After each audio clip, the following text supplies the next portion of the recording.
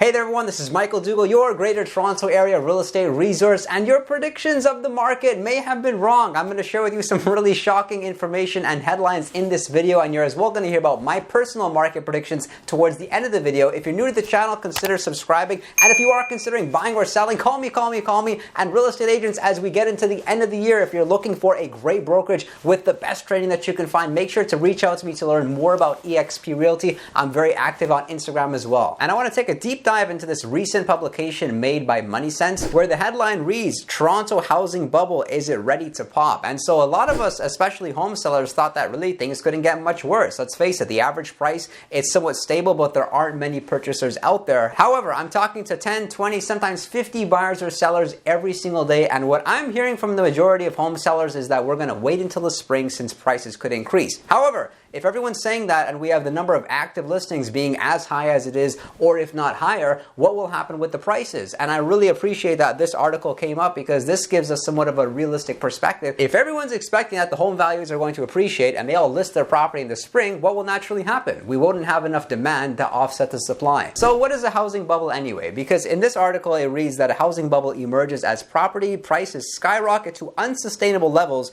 fueled by speculative investment, and this phenomenon can result in a precarious and artificially inflated real estate market. And they have this nice visual here of a lot of the bigger cities across the world, and Toronto actually ranks highest on the UBS Global Real Estate Bubble Index. You can see not only is it in the red zone, but in terms of bubble risk, it's way over 1.5. That's the area in which they call the red zone. And one of the reasons, of course, that's contributing to this is because of the disposable income being so low relative to the housing prices. As per this chart here, we can see just how it is in the US, and we can see how it is in Canada, and there is a very large gap, of course, between housing prices and disposable income. As shown over here, we can see that the average price really hasn't changed too much. Despite what you may be hearing about it being a bad market, it's really not a bad market, it's just a low activity market, and the media is always going to make things sound worse than they are. And so I've been selling real estate now over 10 years, and this is a very interesting market, pretty fascinating actually, because we have so many different variables. We have low activity, we have higher interest rates, we actually have rents that are starting to stabilize, actually decrease in terms of demand. As per this article over here, landlords are losing leverage as Toronto rental market slows to a crawl. And so since 2016, with a lot of these pre-construction condos being built specifically in Toronto,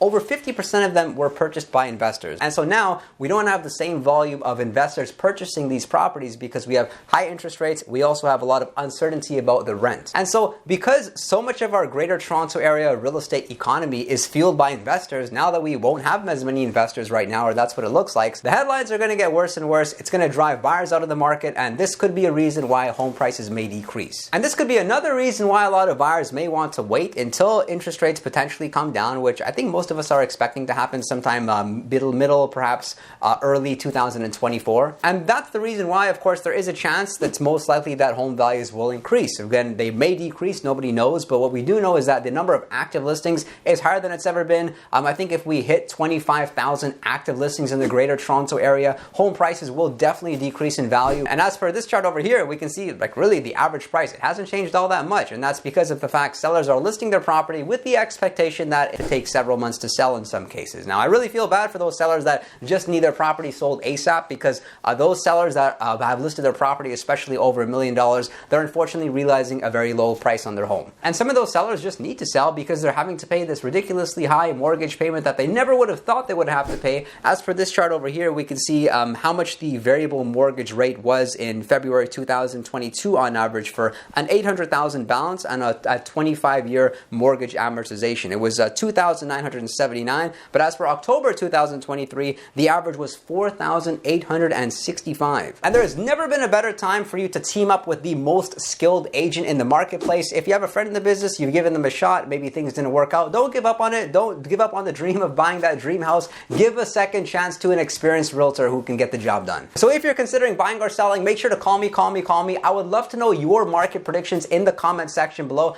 Are you expecting home prices to increase? Are you expecting them to decrease? I'm personally expecting home prices to still increase, but at a very stable rate, something like 1 to 2% per month. And come the springtime, home prices should be 5 to 6% higher than what they are now. And if you're a real estate agent looking for great training and support, make sure to reach out to me to learn more about eXp Realty, where it's very low fee, lots of coaching, training, training, mentorship, and all the online tools and resources for you to become successful and have a great 2024. Do subscribe and drop a like if you did get value from this video, and I look forward to seeing you next time.